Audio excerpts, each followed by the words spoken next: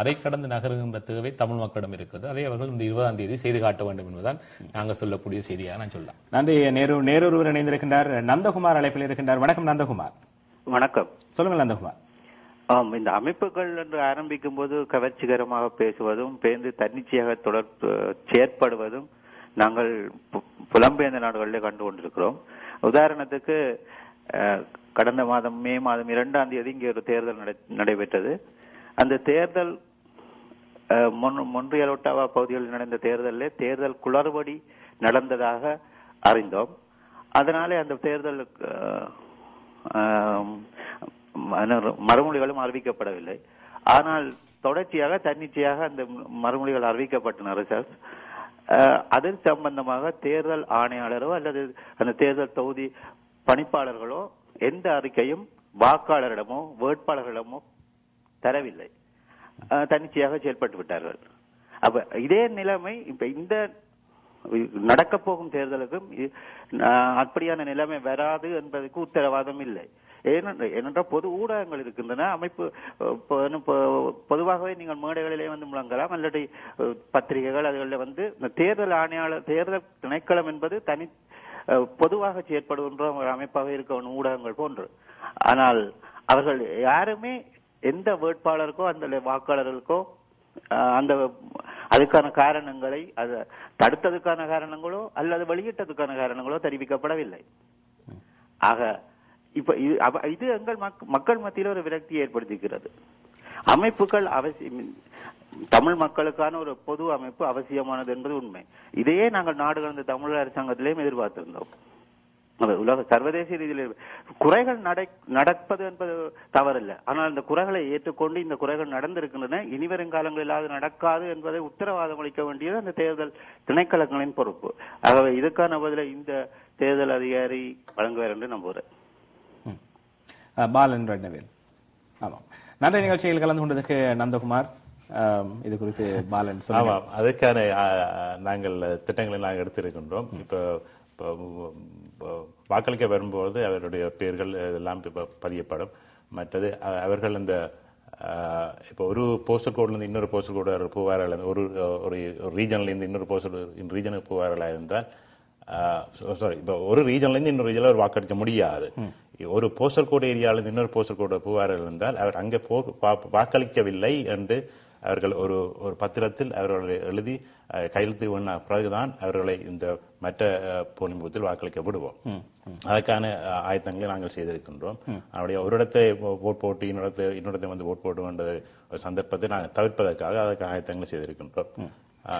அதே நேரத்தில் கடந்த முறை நடைபெற்ற அந்த சம்பவத்தை சொல்லியிருந்தார் குறிப்பிட்டும். ஒன்றை நாங்கள் சொல்லிக்கணும்னா மே 2ஆம் தேதி நடைபெற்றதுக்கும் இந்த தேர்தல் ஆணையத்துக்கும் இந்த சம்பந்தம் கிடையாது. இந்த தேர்தல் ஆணையம் வட்டுக்கோட்டை தீர்மானத்தை மாத்திரம்தான் நடத்தியது. அதை பலரும் வந்து வாக்களித்தவர்களுக்கு தெரியும் எவ்வளவு நேர்த்தியாக அந்த ஒழுங்கமைப்பு இருந்தது என்று. இந்த உதவி நாடு கடந்த அரசுக்கு வழங்கப்பட்டிருந்தது. அதாவது இந்த தேர்தல் ஆணையம் அதை செய்து தருவதற்கு. ஆனால் அந்த செயற்குழு அவர்கள் ஏற்கனவே சில செயற்பாடுகளை முன்னெடுத்திருந்தபடியால் அவர்கள் அதை கை கொள்ளவில்லை. ஆகவே அதுக்கு மேல் நாங்கள் பேசிக்கொள்வது அழகில்லை என்றால் அது இன்னொரு செயற்குழு செய்த ஒரு செயற்பாட்டு விடயம். அது குறைகள் இருந்தது என்றுதான் அந்த ஆணையகம் அதை தீர்த்திருக்க வேண்டும். அதுதான் உண்மை.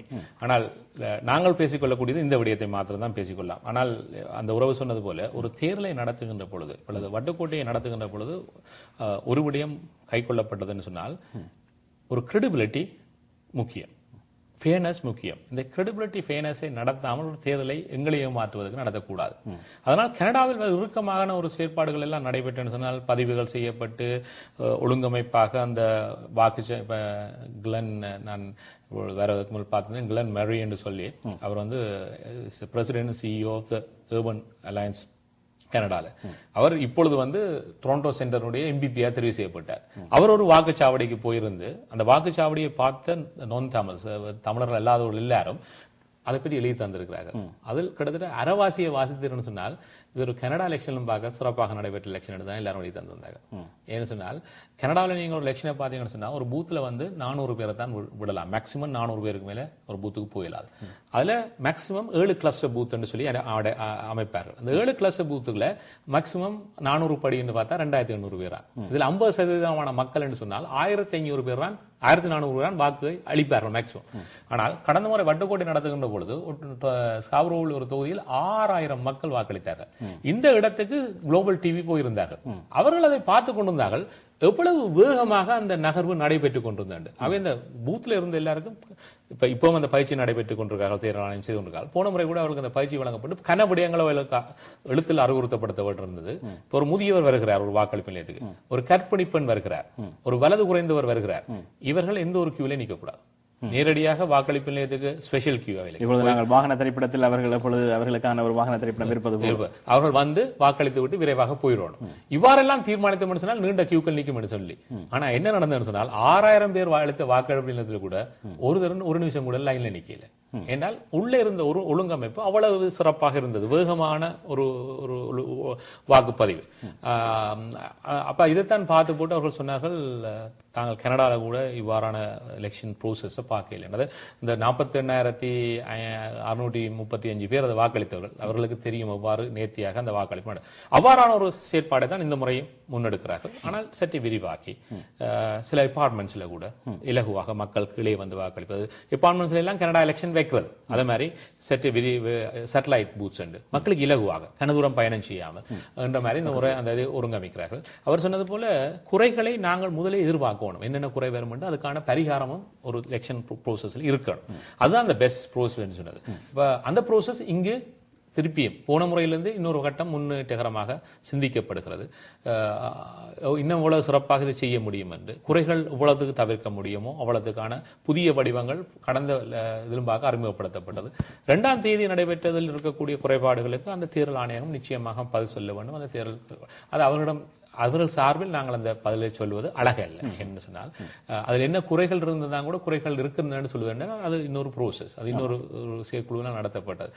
எங்கள் சார்பில் சொல்லக்கூடிய பதில் இந்த ஆணையகத்துக்கு ஒரு இது செயற்குழு சொல்லி இருக்கிறது, இந்த முறை கடந்தலும்பாக இன்னும் நேர்த்தியாக நடத்துவதற்கான முயற்சிகளை நீங்கள் செய்ய வேண்டும் என்று சொன்னால் இது ஒரு ஃபேஸ் ஆஃப் தி டேமல்ஸ். ஆமா, நீங்கள் சிறப்பா ஏன்னா இனியவர்கள் வந்து பார்க்க போறார்கள். போன முறை அவர்கள் எவ்வளவு சிறப்பாக சொல்லிட்டு போனார்களோ அதிலும் சிறப்பான ஒரு கமெண்ட்ஸை நாங்கள் இந்த முறை அவரிடம் வந்து பெற வேண்டும். அவை அதற்கேற்ற முறையில் இந்த தேர்தல் ஒருங்கிணைப்பு இருக்க வேண்டும். ஆமாம், அதுதான் பாலன். இப்ப அதற்கான பயிற்சிகள் ஏற்கனவே நேரு சொல்லியிருந்ததற்கான பயிற்சிகள் எல்லாம் வழங்கப்படுகிறது. அவ்வளவு நேர்த்தியாக குறைகள் முடிந்தளவு வராமல் அவ்வளவு தூரம் உங்களுடைய இந்த பயிற்சி முறைகள், அதற்கான தொண்டர்கள் பணியாற்றுகின்றவர்கள், அதை பற்றி சொல்லுங்கள். நாங்கள் போன அந்த வட்டுக்கோட்டைக்கு வனத்தின் அதே ஆட்கள்லாம் இந்த அநேகமானவர்கள் இதிலேயும் பங்கு பெற்றிருந்தார்களையும் அவர் ஏற்கனவே அந்த பயிற்சிகள் எல்லாம் கொடுக்கப்பட்டு அவர்களுக்கு என்னென்ன செய்யணும் முழுதான பயிற்சிகளும் கொடுக்கப்பட்ட அதே அதில் இருந்த அனிமா பார்ட்டிசிபேட் பண்ணலாம் யூத்தும் மற்றது விமன் எல்லாம் பார்ட்டிசிபேட் பண்ணி இருந்தார்கள். அவர்களுடைய தரவுகளங்கள் ஏற்கனவே இருக்கின்றபடியால் அவர்களை ஏற்கனவே நாங்கள் அழைத்து இதற்கான பயிற்சிகளை மீண்டும் தொடங்கி இருக்கின்றோம். ஏற்கனவே நாங்கள் சில நோட்ஸுகளை எல்லாம் ப்ரிப்பேர் பண்ணி அவர்கள் கொடுத்திருக்கின்றோம். இனி அதன் வார வியாழன் வெள்ளி சனி ஞாயிறு திரும்ப அவர்களை அழைத்து அவர்களுக்கு இன்னொரு பயிற்சியை கொடுத்து அவர்களுக்கு ஆயத்தமாக அங்கே செய்வோம். நன்றி பாலன். நேர்களில் பார்த்துக் கொண்டிருப்பது சிறப்பு நேர்காணல். ஜூன் மாதம் 20ஆம் தேதி வருகின்ற ஞாயிற்றுக்கிழமை காலை 9 மணியிலிருந்து இரவு 9 மணி வரை கனடிய தமிழர் தேசிய அவைக்கான தேர்தல் நடைபெறவிருக்கிறது. ஆகவே அது குறித்த விவரங்களை பகிர்ந்து கொண்டிருக்கின்றோம். ஒரு சிறிய விளம்பர இடைவெளியை தொடர்ந்து நிகழ்ச்சி தொடரும். நேர்கள் பார்த்துக் கொண்டிருப்பது டிவியின் சிறப்பு நேர்காணல். வருகின்ற ஞாயிற்றுக்கிழமை ஜூன் மாதம் 20ஆம் தேதி காலை 9 மணியிலிருந்து இரவு 9 மணி வரை கனடிய தமிழர் தேசிய அவைக்கான தேர்தல் நடைபெறவிருக்கிறது. இதற்கான ஏற்பாடுகள் மும்முரமாக நடைபெற்றுக் கொண்டிருக்கின்றன. இது குறித்து பேசிக் கொண்டிருக்கின்றோம். மீண்டும் உங்களை சந்திப்பதற்கு முன்னர் செல்வா இணைந்திருக்கின்றார். வணக்கம் செல்வா. ஹலோ, வணக்கம். சொல்லுங்கள் செல்வா. நான் செல்வா இருக்கிறேன். நான் எனக்கு வந்து அந்த முதல் நடந்த அந்த தேர்தலுக்கும் இதுக்கும் என்ன வித்தியாசம் தெரியாது. எனக்கு என்ன அது கணவருக்கு அப்படி அந்த விளக்கம் இல்லாம இருக்கபடியா அதுக்கு நேரு வந்தா அதை கொஞ்சம் விவரமா சொன்னீங்கன்னா நல்லா. மற்றது வந்து நான் அந்த முதலே அந்த ஒரு நேர் வந்து கேட்டவர் அந்த தேர்தல் ஆணையாளர் வந்து அது வேறு ஒரு டிவியில அதுக்கு வந்து மன்னிப்பு கோரியிருந்தார். நான் பார்த்து நான் அந்த முதல் நடந்த அந்த பிள்ளைகளுக்காக வேண்டி நான் மன்னிப்பு வைக்கிறேன்னு சொல்லி இருந்தவர். அதுல வந்து இப்ப நாங்கள் இதுல வந்து 5 பேரை இந்த அவையால தேர்ந்தெடுக்கிறோம்னு சொல்லி சொன்னால் அந்த அதுல வந்து முதல் நடந்த தேர்தல்